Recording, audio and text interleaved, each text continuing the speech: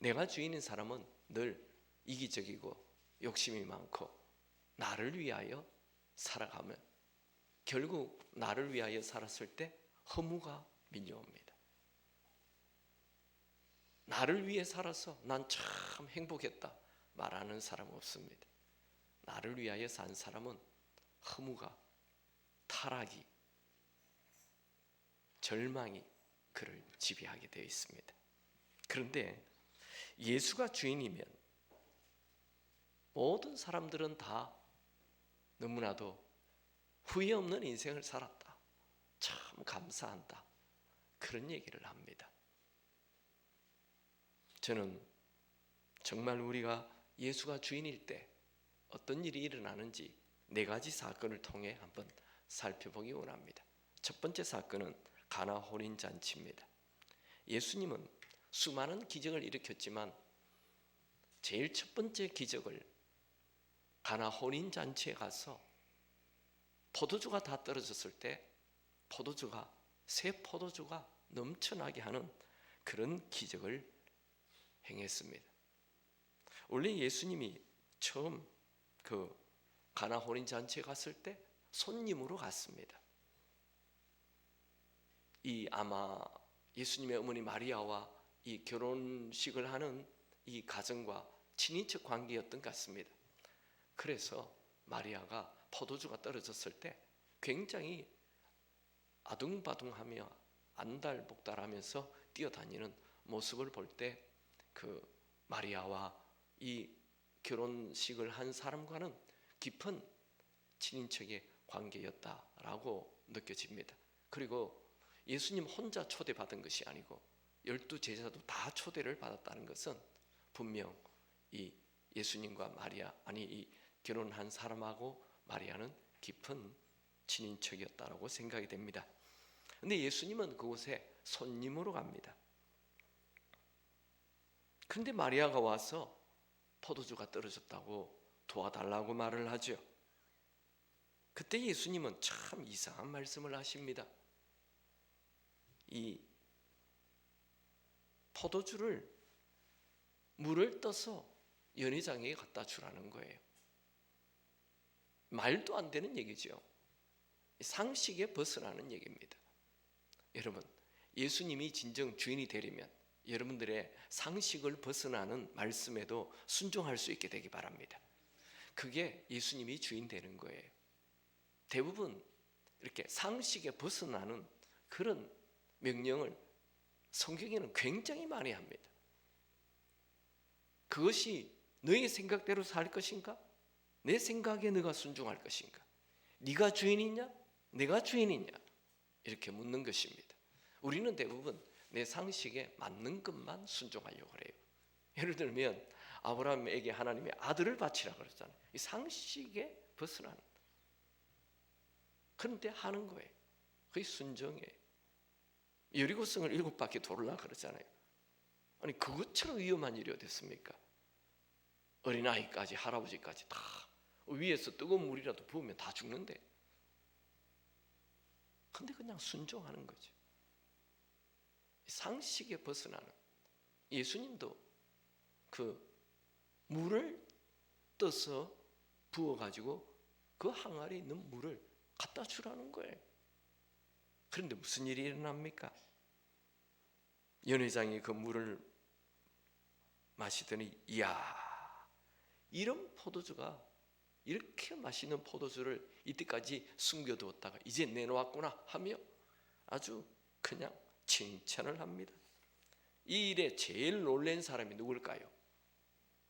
하인들이 제일 놀란 거예요. 자기들은 이제 이거 순종했다가는 뺨을 맞지 않을까 하며 두려운 마음으로 그냥 예수님이 시키는 대로 하라고 했으니 하기는 하는데 두려웠을 것입니다. 여러분, 우리가 예수님을 주인으로 모시고 살 때 내가 가장 큰 놀라운 일을 경험하게 되는 것입니다. 그래서 포도주가 그냥 너무 기쁜 좋은 포도주가 났죠. 포도주는 유대인들에게 기쁨을 상징합니다. 구약에 나오는 여러 말씀들이 이 포도주는 기쁘게 하는 포도주, 포도주는 생명을 기쁘게 하는 것이다. 여러분, 잔치집에 포도주가 떨어졌다는 것은 잔치가 파장한 잔치가 되었다는 거예요. 파장한 시장에 가본 적이 있습니까? 원래 새벽 시장 열리는 데 있죠. 그런 곳에 파장한 이미 끝난 곳에 가보면 거기에 뭐 배춧잎 떨어진 거, 무 썩은 거, 과일 썩은 거, 쥐도 막 다니고, 파장한 잔치, 파장한 시장, 아주 더럽고 추합니다. 여러분, 우리의 인생이라는 것이 처음은 다 좋아요. 결혼도 처음에 처녀총각이 얼마나 좋습니까? 여러분, 결혼을 이렇게 신혼의 기간을 뭐라고 얘기하죠? 영어로 허니문이라 하죠. 허니문. 꿀이 딱 한 달 흐른다 이거예요. 결혼을 하면, 우리 자매님 결혼하면 한 달 딱 꿀이 흘러요. 그것도 좋아야 한 달이에요. 3일도 가지 않아요. 너무 서로 다른 사람이 결혼해 보니까 딴 사람이라는 거예요. 허니문이 한 달밖에 가지 않아요. 이 세상의 모든 기쁜 일은 한 달 가기 어려워요. 뭐 자동차 한 대 샀습니까? 그거 한 달 가지 않아요. 컴퓨터 한 대 샀습니까? 자전거 하나 샀습니까? 한 달 가지 않아요. 이 세상의 모든 기쁨은 파장한 잔치가 돼요. 처음은 참 좋은데 파장한 잔치가 돼요. 인생이 그래서 허무하다고 얘기하는 거예요. 건강, 20대 30대 건강이 좋죠? 근데 5학년만 돼보세요. 우리 5학년 아주머니들은 50% 우울증을 가지고 있다고 그래요. 굉장히, 뭐 통계는 한 40%도 나오지만 실질적으로는 50%도 넘는다고 그래요. 예수 믿지 않는 50대 아줌마들 다 우울증이 있어요. 마음이 우울하다. 그걸 보면 화가 난대. 내가 20대 아름다운 처녀로 시집을 왔는데 보니까 웬 아주 아줌마가 거울에 있다는 거예요. 그래서 남편에게 내 청춘 돌리도 그러면서 화가 나는 거예요. 이 세상의 모든 기쁨은 다 파장한 잔치가 되어가는 것입니다. 누가 이 파장한 잔치와 같은 내 인생을 기쁨이 넘치는 그런 인생으로 만들어 줄 수 있을까요? 그것은 손님이었던 예수님이 주인 될 때, 주인이 시키는 거잖아요. 물을 갖다 주라고. 손님을 주인으로 모실 때 파장한 잔치가 축제의 잔치가 되는 것입니다. 내가 내 인생의 주인 되어 살 때는 처음에는 기쁜데 시간이 흐르면 다 파장한 잔치처럼 변화된다는 거예요. 교회 다니는 수많은 사람들이 예수님을 손님으로 대하고 있어요. 여러분들은 예수님을 주인으로 모시고 있나요? 손님 아닌가요? 예수님이 내 안에 오신 것 같아요. 내가 영접했으니까. 그런데 저 밑에 손님으로 처박아둬요. 예수님이 이런 일에 간섭하지 마세요. 예수님, 이 돈 문제는 내 멋대로 하겠습니다. 11조를 왜 해요? 돈은 내 멋대로 하겠습니다. 주님은 11조 하라고 그러잖아요. 아니야, 이건 할 수 없어. 11조. 주일 성수를 왜 해요? 주님, 내 주일날 좀 쉬어야 되겠습니다. 주님은 분명히 말씀을 하잖아요. 주일 성수하라고, 섬기라고 그러잖아요. 내가 왜 섬겨요? 나를 위해서 쓰기도 부족한데. 우리는 언제나 예수님이 손님이에요. 2007년 1월 세계적인 바이올리니스트 조슈아 벨이라는 사람이 있습니다. 이 사람은 이 바이올린을 가지고 연주를 하면 최소한 이분의 바이올린을 들으려면 20만 원, 30만 원 줘야 됩니다. 우리 한국에도 와요. 이 사람이 예술의 전당에 이 사람 왔다 그러면 그 한 400석 500석이 순식간에 다 팔려버려요. 다 20만 원 30만 원, 앞에는 200만 원 300만 원. 엄청난 사람, 세계적인 거장이죠. 근데 이분이 한 번은 그 워싱턴 지하철에서 지하철 앞에 타기 전에 그 연주를 했어요. 모자를 푹 뒤집어 쓰고 연주를 합니다. 세계적인 사람이 지금 연주를 하고 있는 거예요. 그런데 지나가는 사람들이 아무도 듣지를 않아요.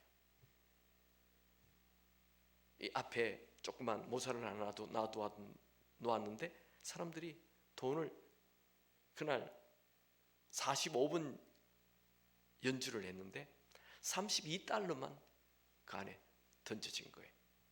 한 번 연주에 자석 하나가 20만 원 30만 원 자석인데 그날 최고의 연주를 했는데 32달러, 뭐 한 4만 원 정도 돈을 갖다 놨대. 그날 100만 명이 지나갔는데, 여러분, 물이 변하여 포도주가 되는 것은 기적이잖아요. 요한복음은 이것을 표적이라 그랬잖아요. 예수님이 하나님의 아들이라는 사인이잖아요. 표적이잖아요. 물이 변하여 포도주로 변하는 기적인데, 그런데 사람들이 예수님이 주인인지 모른다 이거예요. 그 기적을 일으킨 분이 예수님이신데, 그런데 우리가 똑같지 않나요? 우리는 오늘 아침에 눈을 뜨는 게 이게 기적입니다. 해가 뜨는 것이 기적입니다. 바람이 부는 것이 기적입니다. 귀에 들리는 소리들이 다 기적입니다. 눈에 보이는 모든 것이 다 하나님의 기적입니다. 귀에 들리는 모든 것이 하나님의 기적입니다. 내 손에 만져지는 것이 다 하나님의 기적입니다. 내가 지금 호흡하고 있는 것도 하나님의 기적이다. 이 기적에도 불구하고 우리는 예수가 주인인 것을 모르고 다 예수님이 하는 거예요. 이 만물을 다 주님이 다스리시는데 그 주님의 기적을 모르고 내가 여전히 예수님을 그냥 손님으로 대하고 있다는 것입니다. 성경은 우리가 호흡하는 거, 움직이는 거 이거 다 주님의 능력이라고 말합니다. 성경은 만물이 다 그로 말미암고 다 어떤 것도 그가 없이 된 것은 하나도 없다라고 말하고 있습니다. 해와 달과 별들 다 주님이 만드셨고 우리 한 사람 한 사람 다 주님이 만드셨습니다. 다 주님의 것이죠. 예수님은 온 우주를 연주하시고 우리 각자의 인생을 연주하고 계십니다. 그런데 사람들은 그분의 연주를 모릅니다. 정말 안타까운 일이죠. 요한은 예수님께서 공생애를 시작하고 첫 번째 기적이 물이 변하여 포도주가 되게 한 것, 예수님이 하나님의 아들이, 이것은 하나님의 아들의 사인이라고 말합니다. 여러분들은 하나님의 아들이신 그분을 주인으로 모시기 바랍니다. 물이 변하여 포도주가 되듯 여러분의 낙심과 근심과 두려움이 변하여 희망이 될 것입니다. 파장한 잔치를 축제의 잔치로 만들어 줄 것입니다. 저희 교회에 결혼한 지 10년이 넘도록 아들이 없는 부부가 미국에서 이 권 형제라는 분이 우리 교회 형제인데 자기 형이 지금 미국에 살면서 아들이 없어요. 10년이 넘도록 전화했어요. 형, 우리 교회에 와서 예배 드리고 목사님에게 기도받아. 우리 교회는 아기가 많이 생겨. 그래가지고 일부러 한국까지 왔어요. 예배 마치고 목사님, 우리 미국에서 온 형인데 아기가 없습니다. 한번 기도해 주십시오. 그래서 그 성경에 있는 그대로 손을 얹은즉 나으리라. 그래서 자매의 배에다가 저희 아내 보고 손을 대라 그러고 제가 아내의 배 위에다가 손 위에다가 손을 대고 기도했어요. 아기는 생길지어다. 아기를 낳지 못하게 하는 모든 것은 떠나갈지어다. 그렇게 기도했어요. 근데 1년 후에 아기 안고 우리 교회에 왔어요. 여러분, 예수님은 지금도 온 우주를 연주하고 계십니다. 주님의 기적이 있습니다. 예수가 주인 될 때 우리가 할 수 없는 놀라운 일이 일어나는 것입니다. 물이 변하여 포도주가 된다고요? H2O가 변하여 CH5OH 화학기호가 바뀌는 이런 놀라운 일이 지금도 일어납니다. 상식적으로 일어날 수 없지만 주님이 개입하시면 그런 일이 일어나는 것입니다. 내 초라한 삶에 주님이 주인이 된다면 불가능한 일이 가능케 되는 것입니다. 여러분도 예수가 주인되어 파장한 인생을 살지 마시고 축제의 인생을 사시길 축원합니다. 여러분, 여러분의 삶의 중심에 돈을 놓지 마십시오. 여러분의 삶의 중심에 자녀를 놓지 마십시오. 여러분의 삶의 중심에 취미를 놓지 마십시오. 여러분의 삶의 중심에 예수님을 모시기 바랍니다. 그러면 혼돈이 변하여 질서가 되고 공허가 변하여 충만함이 되고 흑암이 변하여 빛이 될 것입니다. 저는 여러분들이 모두 다 매일매일 예수를 주인으로 모시는 그런 삶이 되기를 축원합니다. 우리 인생은 누가 주인이 되느냐에 따라서 완전히 다른 인생을 사는 것입니다. 예수가 주인 되면 여러분의 인생이 위대한 인생으로 바뀌게 될 것입니다. 두 번째 사건을 보죠. 거친 풍랑을 만난 제자들. 마태복음 8장에 보면 예수님께서 제자들과 함께 갈릴리 바다에서 배를 타고 가다가 거친 풍랑을 만나게 됩니다. 풍랑이 일자 물이 배 안으로 들어오기 시작하죠. 배가 점점 침몰해 가는데 구해줄 사람 없어요. 그때 예수님은 뭐 하십니까? 주무시고 계세요. 배가 지금 침몰해지는데 예수님 주무시고 있다고요. 이거 뭘 얘기합니까? 예수님이 배 안에 있지만 손님이라 이거예요. 제자들이 지금 배를 운전해 갑니다. 왜요? 제자들의 어부들이 7명이나 있잖아요. 야, 이 파도는 우리가 전공이야. 나는 베드로는 이렇게 얘기합니다. 나는 노 젓는 학과 수석으로 졸업한 사람이야. 노는 나에게 맡겨. 예수님 필요 없어. 예수님 주무세요. 다 내가 이 배를 끌고 갑니다. 여러분들이 예수를 믿어도 늘 여러분의 인생이 주인이 되어 살아가죠. 예수님 간섭하지 마세요. 내가 다 합니다. 그러다 거친 풍랑을 만나요. 내 힘으로 안 돼요. 내 힘으로 안 될 때, 내 힘으로 안 돼요. 내가 어떻게 할 수가 없어요. 그때 이제 주무시는 주님을 막 깨우잖아요. 주여 구원해 주소서. 주여 우리가 죽겠나요? 이제 주가 나와요. 여러분, 풍랑이 있든 없든 언제나 예수가 주가 되기 바랍니다. 꼭 우리는 풍랑이 나타나야 이제 예수님이 주인 되는 거예요. 주여 구원하소서. 저는요, 제 입에 버릇입니다. 설교를 우리 목사들은 평생 이 설교의 짐을 지고 살잖아요. 설교를 저는 이렇게 집회 와도 어디 돌아다니기보다 앉아서 설교 준비한다고 바빠요. 벌써 이번 주 오는 주일날 설교 준비한다고 제가 계속 말씀을 보고 있는데 기도해요. 주님 가르쳐 주세요. 제가 뭘 설교해야 할지. 주님 생각을 주십시오. 주님 말씀해 주세요. 이게 입에 버릇이라. 늘 주님 도와주십시오. 주님 어떻게 할까요? 주님. 이 제자들은 풍랑이 일어날 때 비로소 주님을 찾는 거예요. 우리는 매 순간 내가 뭘 좀 잘한다고 그 전문 그거 내려놓으시기 바랍니다. 나는 이 분야는 내가 전공이야. 그런 얘기하지 마세요. 그런 곳에도 예수가 주인 되기 바랍니다. 그건 내 전공인데 내 전공 중요하지 않아요. 내려놔요. 원래 이 교회에서 자기 전공이 나오면 교만해집니다. 목사님 이건 내 전공입니다 하면서. 여러분, 교회의 일은 내 전공으로 되는 게 아니에요. 주님이 교회를 이끌어 가시는 것입니다. 그들은 이제 예수님을 주인으로 모시죠. 그때 예수님이 뭐라고 얘기합니까? 어찌하여 무수하느냐? 어찌하여 무수하느냐? 이 믿음이 적은 자들아, 바다를 꾸짖으니까 갑자기 잔잔해졌어요. 이 예수님이 바다를 꾸짖는다는 말은 뭐죠? 예수님이 우주의 주인이라는 거예요. 이 지구의 주인이라는 거예요. 여러분, 인생에 일어나는 모든 풍랑 예수님은 다 잠잠하게 만드실 수 있습니다.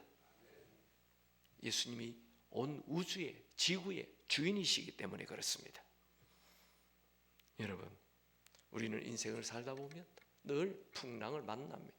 건강의 풍랑이 오고, 돈의 풍랑이 오고, 자녀의 풍랑이 오고, 교회 안에 인간관계의 풍랑이 오고, 그럴 때 무릎 꿇고 엎드려 예수님을 주인으로 모시기 바랍니다. 그러면 모든 풍랑이 잠잠해질 것입니다. 세 번째 사건은 빈 배입니다. 누가복음 5장에 보면 예수님께서 베드로의 배를 타시고 그 배를 무대로 삼아 해변에 앉아있는 무리들에게 설교하는 모습이 나와요. 참 아름다운 모습이죠. 말씀을 마친 후에 예수님은 베드로에게 깊은 곳에 그물을 내려라. 그러니까 베드로가 밤새 물고기를 잡으려 했지만 없었습니다. 그런데 예수님 말씀에 순종해서 그물을 던지겠습니다. 던졌더니 엄청난 고기가 잡혔어요. 이것을 어부들의 만선의 축복이라 그럽니다. 배 안에 물고기가 가득 찰 때 너무너무 기뻐요. 베드로는 자신의 배에 타신 예수님을 그저 랍비, 스승 정도로 알았어요. 그런데 예수님 바로 옆에서 깊은 곳에 그물을 던져라 해서 내렸더니 이분이 스승이 아닌 거예요. 그는 처음 깊은 곳에 그물 던져라 했을 때 예수님은 뭐라고 불렀습니까? 선생님, 랍비요. 우리는 밤새도록 했는데 그 물고기 한 마리도 잡지 못했습니다. 그런데 예수님 말씀에 순종해서 어마어마한 물고기가 잡혔잖아요. 그때 그 베드로는 뭐라고 얘기합니까? 호칭이 달라집니다. 주여, 나를 떠나소서. 아니, 조금 전에 선생님이라 했잖아요. 예수를 그저 말씀 잘 전하는 선생으로 알았는데 깊은 곳에 그물을 던져라 해서 그물을 던졌더니 엄청난 물고기가 잡히자 주여. 여러분 같으면 어떻게 하겠습니까? 물고기 한 마리도 없는데 갑자기 순종했더니 어마어마한 물고기가 잡히면 할렐루야, 야 주님 감사합니다, 이렇게 해야 되잖아요. 근데 베드로는 이상한 행동을 해요. 주여, 나를 떠나소서. 아니, 왜 그래요? 아니, 물고기 없다고 많이 잡히면 신나잖아요. 근데 베드로는 더 많은 걸 보게 되었습니다. 그게 뭡니까? 물고기가 어디 가는 것을 다 아시는 주님, 내 마음을 다 아시는 주님, 내 과거도 다 아시는 주님, 지금 내 상상으로 짓는 죄까지도 아시는 주님이 두려워졌던 것입니다. 여러분 인생에 기적이 일어나면 주님 감사합니다, 이 수준이 아니라 주님 정말 살아계시군요, 정말 주님 앞에 이제 바로 살겠습니다, 이렇게 되기를 축원합니다. 예수님 살아 계십니다.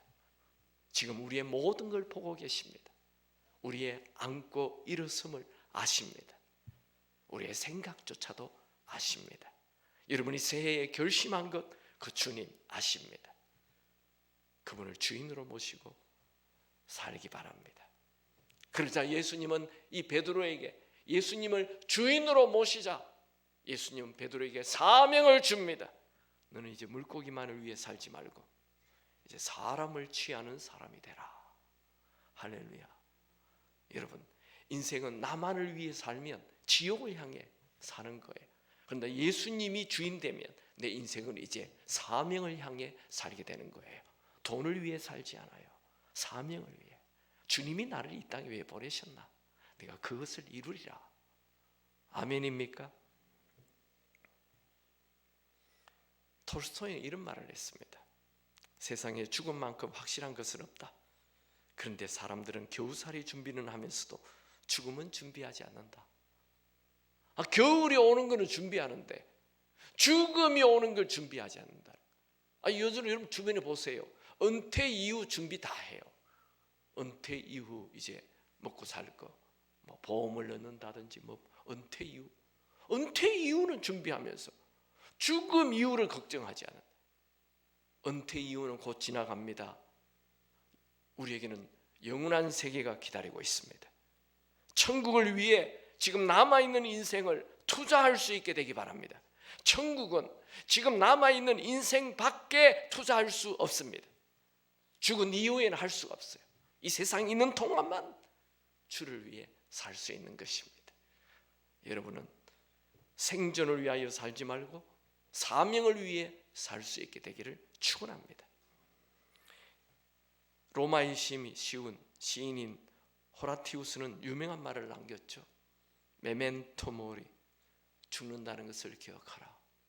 옛날에 이 로마 장군들이 전쟁에서 싸우고 이기고 돌아오면 그 성 안으로 들어올 때 막 사람들이 꽃다발을 던지고 황금마차를 타고 쫙 들어오잖아요.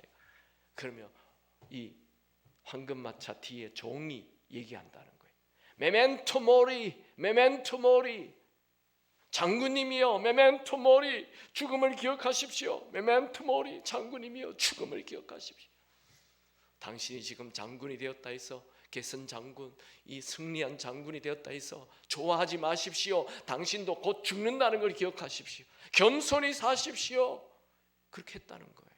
얼마나 지혜롭습니까? 우리는 뭐 좀 잘 되면 교만해지. 겸손해져야 합니다. 베드로 하마터면 물고기만 잡다가 인생 끝낼 뻔했어요. 여러분, 돈만 벌다가 인생 끝내지 않기 바랍니다. 사명을 위해 살 수 있게 되기 바랍니다. 우리에게 교회가 있다는 게 얼마나 좋아요. 하마터면 우리가 돈만 벌다가 죽을 뻔했잖아요. 교회가 있어서 주를 위해 일할 장소가 있고 아이들을 가르칠 수도 있고 주를 위해 섬길 수 있는 기회가 있는 거잖아요. 할렐루야. 우리 예수 믿는 사람들에게 교회만큼 중요한 것이 없습니다. 교회를 사랑하시고 교회를 귀히 섬기는 여러분 되기 바랍니다. 예수님을 선생으로 여기지 마시고 주인으로 모시기 바랍니다. 같이 읽어볼까요? 시작.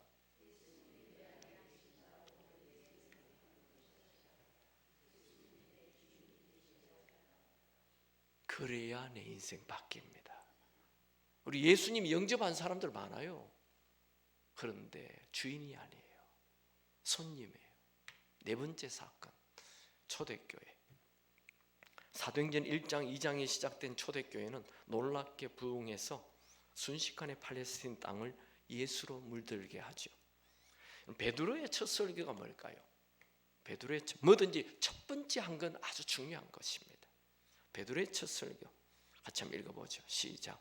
그런즉 이스라엘 온 집은 확실히 알지니 너희가 십자가에 못 박은 이 예수를 하나님이 주와 그리스도가 되게 하셨느니라. 너무 복음이 분명하죠. 베드로의 첫 설교예요. 예수님은 주인이시고 우리 죄를 위해 죽어주신 그리스도시다. 이거 얘기한 거예요. 베드로는 며칠 후 성전에서 복음을 전한다는 이유로 체포되어서 대사장에게 끌려가요. 베드로는 그들 앞에서 예수님을 주라고 고백합니다. 너희가 나무에 달아 죽인 그 예수를 하나님이 높여서 우리의 임금과 구주로 삼았다. 임금과 구주, 임금이라는 말과 왕이라는 말과 주인이라는 말이 제가 같다고 그랬죠. 사도 바울의 첫 설교는 뭘까요? 바울은 사울아 사울아 네가 왜 나를 핍박하느냐. 그러니까 주여 니시오니까 나는 네가 핍박하는 예수라. 깜짝 놀래요. 큐리어스 주여 누구입니까? 나는 네가 그렇게 열심히 믿는 하나님이라 이랬으면 좋겠는데 나는 네가 핍박하는 예수라. 큐리오스와 주와 예수가 이꼴이 될 때 그는 충격을 받았어요. 야, 내가 핍박하는 그 예수가 주구나 큐리어스. 그래서 바울이 3일 금식하고 나서 첫 번째 한 설교, 바울의 첫 번째 설교,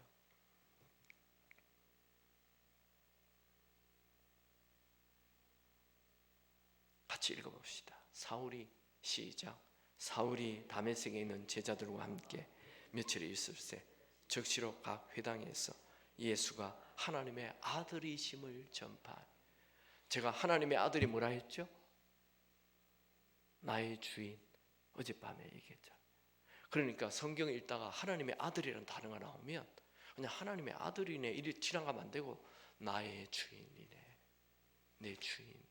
바울의 첫 설교는 예수님이 하나님의 아들, 이 온 우주의 주인, 이 땅의 주인, 모든 사람의 주인, 나의 주인이라고 설교를 한 것입니다. 그는 로마서에서 얘기하죠. 하나님의 아들로 선포되었으니 우리의 주인이라고. 하나님의 아들의 뜻은. 바울은 모든 그의 서신서에 전부 다 예수는 주 예수, 갈라디아서에도 주 예수, 에베소서에도 주 예수, 빌립보서도 주 예수, 골로새서도 주 예수, 데살로니가 전서에도 주 예수, 데살로니가 후서도 주 예수, 디모데 전서도 주 예수, 디모데 후서도 우리 주께로부터, 야고보도 베드로도 그렇고 야고보도 바울만 그렇습니까? 야고보도 주 예수, 베드로도 주 예수.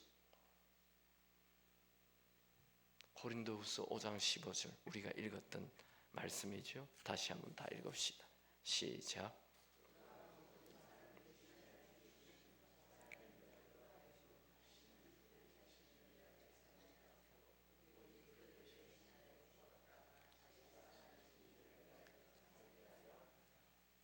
우리는 누구를 위해 살아야 된다고요?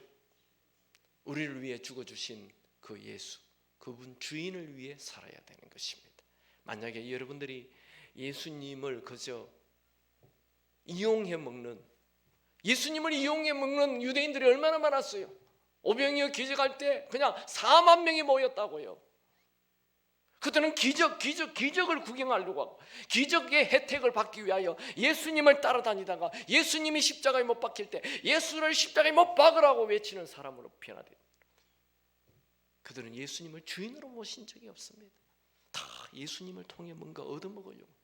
근데 교회 안에 얼마나 많은지 몰라요. 그저 예수 믿어서 복 받으려고, 예수 믿어서 병 나으려고, 예수 믿어서 성공하려고. No! 잘못됐어요.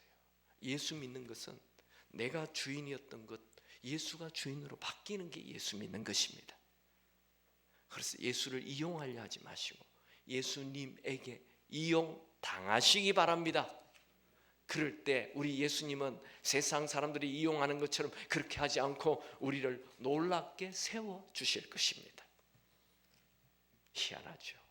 우리가 예수님을 주인으로 모시는 만큼 예수님은 우리의 인생을 위대하게 만들어 주십니다. 글 하나 읽죠. 저는 바이올린입니다. 저에게는 아무런 소망이 없었습니다. 어둠 속에 아주 오랫동안 놓여 있었습니다. 그런데 어느 날 저는 누군가를 만났습니다. 이전에는 경험하지 못했던 따스한 사랑의 손길이었는데 저를 만지면서 얼룩지고 상처난 저를 닦아주시고 흐트러진 저를 조율해 주셨습니다. 너무나 위대한 연주자였기 때문에 많이 부끄러웠답니다. 그분은 아주 열정적으로 저를 연주했습니다. 그런데 저에게서 이렇게 아름다운 소리가 나는 줄은 몰랐습니다. 그러나 그 아름다움은 저에게 있는 것이 아니라 그분께 있었습니다. 저는 단지 그분 손에 맡겨지기만 했습니다. 그런데 더 감동적인 것은 그분이 저를 친구라고 부른다는 것입니다.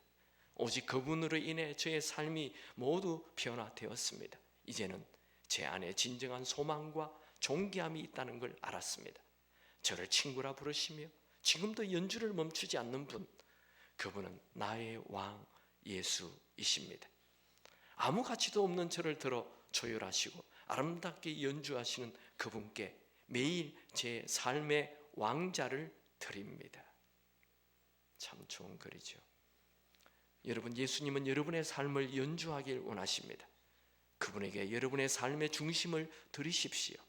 아직도 나 자신을 왕으로 삼고 나를 기대하며 사는 분이 있습니까? 허무입니다.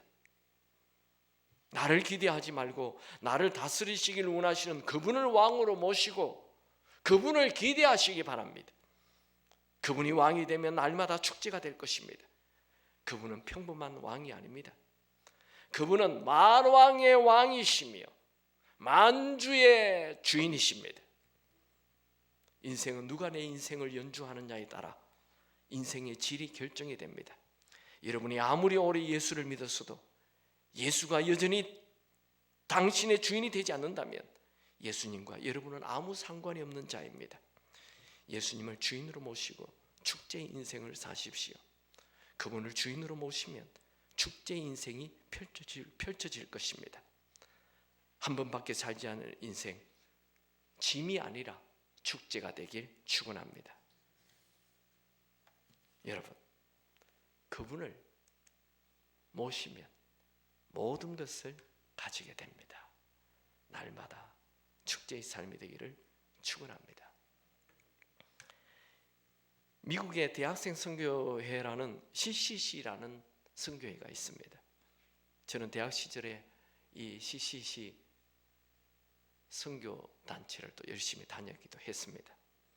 이 CCC를 만든 사람 빌 브라이트라는 사람입니다.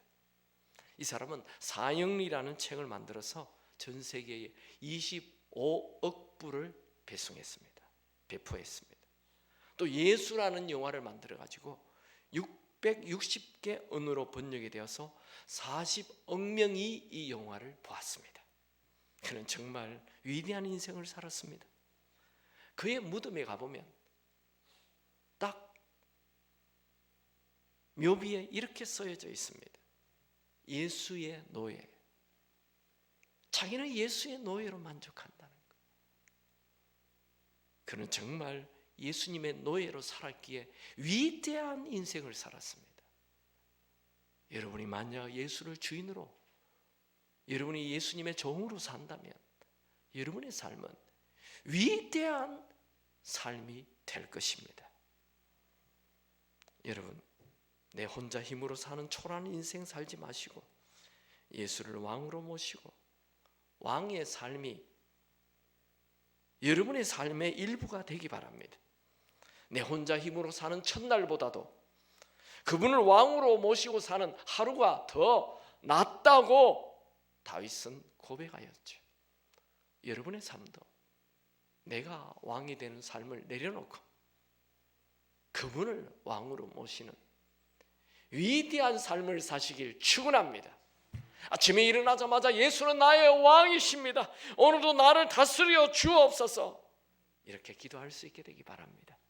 그러면 주님께 쓰임받는 하루가 될 것입니다. 우리는 왜 삽니까? 주님께 쓰임받기 위해 사는 것입니다.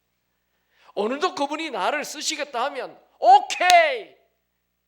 주님 감사합니다 하며 뛰어갈 수 있게 되기 바랍니다. 우리 한번 다 같이 읽어봅시다. 시작.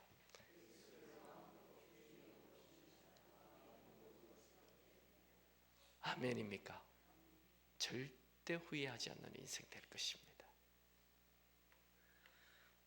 기도하죠. 하나님, 날마다 예수를 왕으로 모셔서 축제의 인생을 사는 삶이 되게 하옵소서. 하나님, 나만 예수를 왕으로 모시는 것이 아니라 우리 아이들, 우리 가족들 전부 다 예수를 왕으로 모시고 살게 하여 주옵소서. 또 우리 교회가 이 삼창교회 모든 교인들이 예수를 왕으로 모시고 사는